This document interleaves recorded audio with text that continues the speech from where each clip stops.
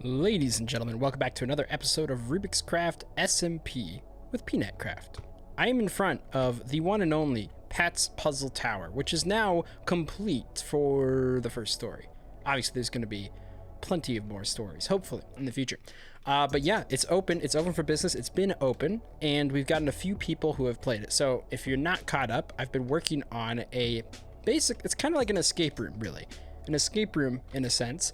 And I finally opened it and got some people to try it, and we've already got some scores over here, which is pretty cool. Right now the leading time is from Isman with 9 minutes and 8 seconds. Shout out to It's Regum for doing the first initial run, because it always takes a little bit of a test run to make sure all the mechanics are working fluidly, and I did have to fix one or two things after they did it.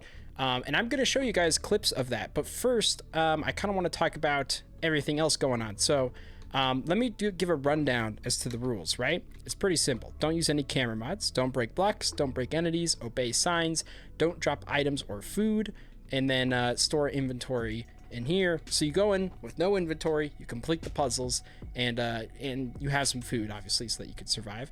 I have two doors here, right?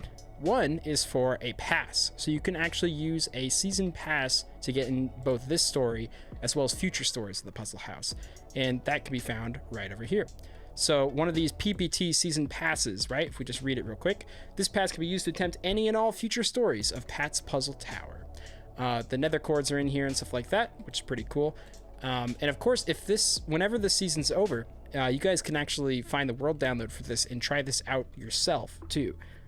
Some of it I will be spoiling in the series or whatnot, but you can always skip the portions. I'll make sure it's very clear whenever they are spoilers. Right now there's no spoilers, you don't have to worry. But yeah, people can also use the 2 diamonds to get in here. One thing I want to mention though is one of the benefits of having the PPT season pass is I finally had something that I could sell for Bookcoin right over here. Yeah, so the idea is if you want a season pass, you actually have to exchange it for a Bookcoin, which means I finally own 2 of my own product, right? Which is pretty cool, because I didn't really want to buy any, just because it feels bizarre to like artificially raise the price by buying my own Bookcoin, right?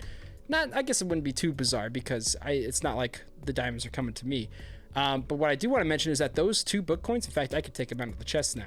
These 2 Bookcoins are actually worth quite a bit right now. Oh, someone just flew by. Who is that? Who is it? Where'd they go? They were just here. I don't know where they went, but they've disappeared. Anyways, we're just checking out Spawn real quick because I want to show you the Bookcoin prices. By the way, if you look at the Dyn map that our server has, which is basically an overworld map on the web browser, you can see plain as day what that is. That is Joe Biden licking an ice cream cone, which is very funny.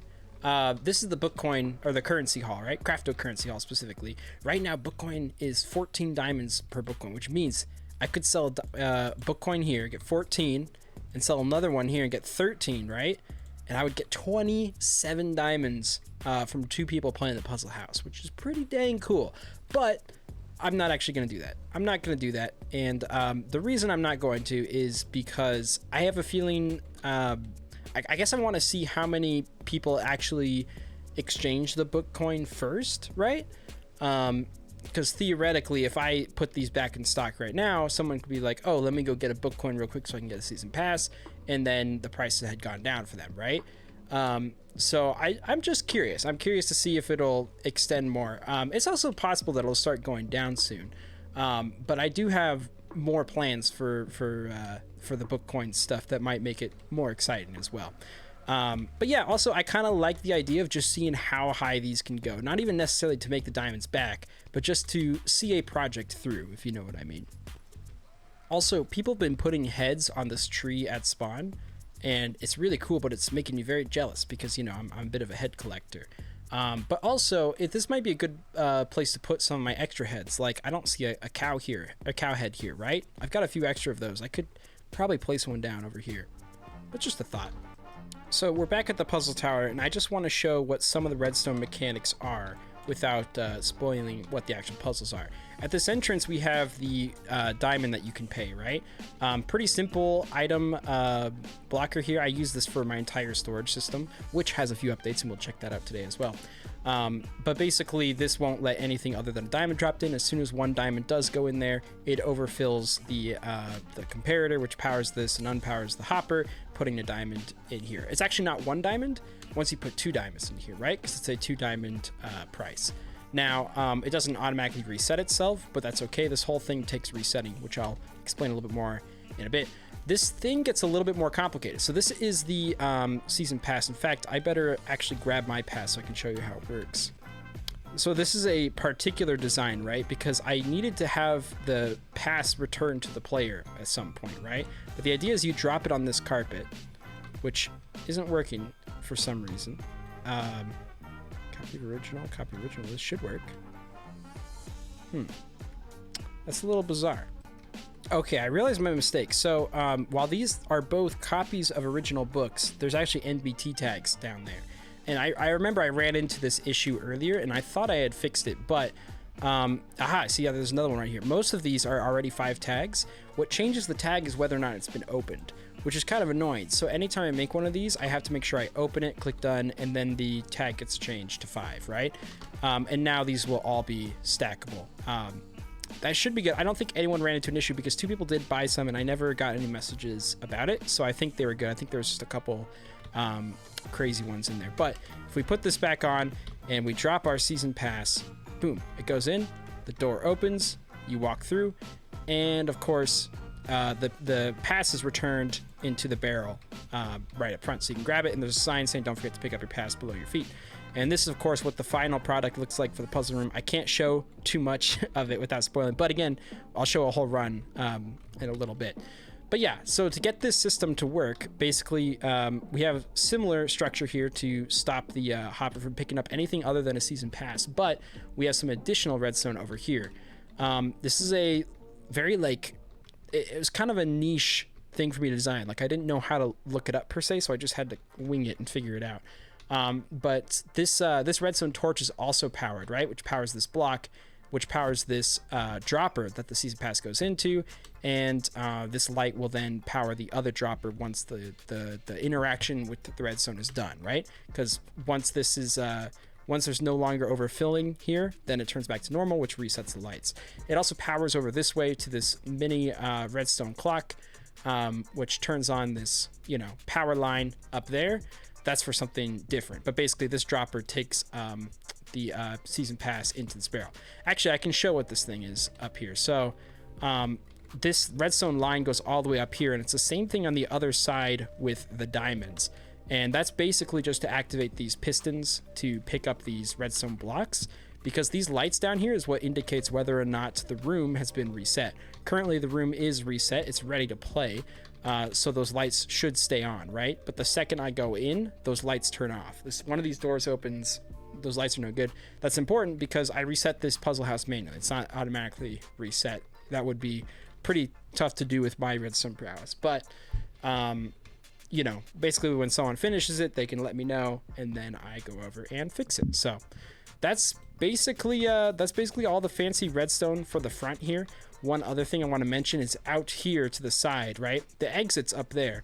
And what they have to do is they have to put in key fragments. So the way each room or story is going to work is that you're seeking out a certain amount of key fragments that you then turn in and activate. This is all the same kind of redstone to open up a door, and eventually you exit out through here, right? So that's the goal of the puzzle room. You want to find five key fragments for the first story, but other stories might have differing amounts, and that'll basically take you back to the beginning, but you'll be given a sign to place your score on the leaderboard. Here's for the first story.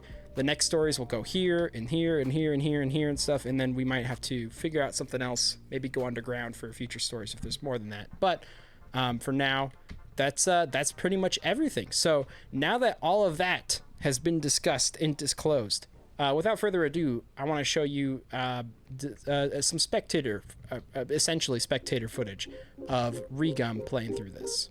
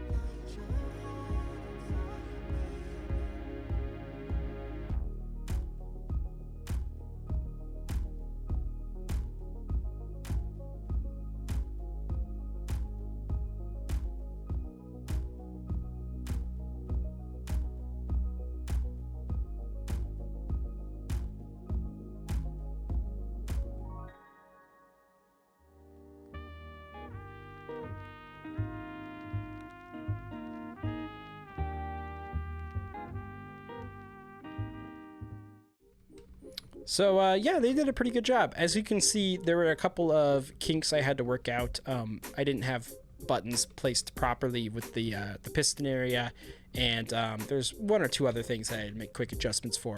But ultimately, I think they did a pretty good job, and I let them do it for free, so that even though their time might have been hurted a little bit, they didn't have to spend any diamonds on it at the very least. But now I want to show you the storage room, which has gotten a lot better since you've last seen it, right? We're pretty much almost done with the rest of the blocks. We have a couple more slots here. I don't have my notes on me as to which slots those are going to be. But we've got all of our woods hooked up now, which is great. So we can now store wood pretty easily, and we're going to be needing different colors of wood. For an example, this warped stem might eventually turn into a floor for the puzzle tower, right? So in between now and whenever I need it, I'm going to be trying to get as much wood as I can for whatever the next color of the next story is going to be, which I hope to start pretty soon because it's a lot of fun. And then I also have a small little entrance to the employees only section of the puzzle tower, just so I can restock things and fix things, you know, just under the tower. But yeah, I'm pretty happy with the design of this going out. These barrels created a nice line that continued with the stripped spruce wood as well. And you can just imagine this side's going to go down about the same length, and it's going to be for items instead of blocks, right? But this chest will go through all of it, basically. So there's going to be a hopper line that keeps going down this way. It'll take a lot longer for items to find their footing, but I don't predict that'll be an issue. We're still relatively compact enough to where chunk loading shouldn't be a problem. But if it is a problem, it's not a huge deal. We can always fix it, basically. And last but not least, I just wanted to show the progress of our kelp farm. It's working pretty good. There's definitely stranded kelp that get caught here and there, and I'm okay with it. I don't need the most efficient kelp farm. I just kind of like the idea of the whole thing, and I like how it looks. I think it fits this area. We're going to be popping up some more farms around here. But yeah, we've gotten this much, and that's not including the tons of it that I have smelted into dried kelp blocks, which is actively smelting more kelp, right? So we're just constantly making more kelp blocks, dried kelp blocks, because it's a really much more efficient than coal, and I can save my coal for torches, basically. So yeah, that's gonna be pretty much all the updates for this episode. I've been pretty dang busy, so I haven't been able to actually record live as much, but my time should be freeing up pretty soon, and I hope you guys are enjoying some of the Minecraft Legends stuff. There should be at least a little bit more of that to come if you've been enjoying that. So thank you guys so much for watching. I hope you guys like this project. I hope you guys are excited for future stories, and I hope you guys enjoyed this episode, and subscribe if you want to see more. So thank you guys for watching. I'll see you in the next one. Goodbye. So long. Take care.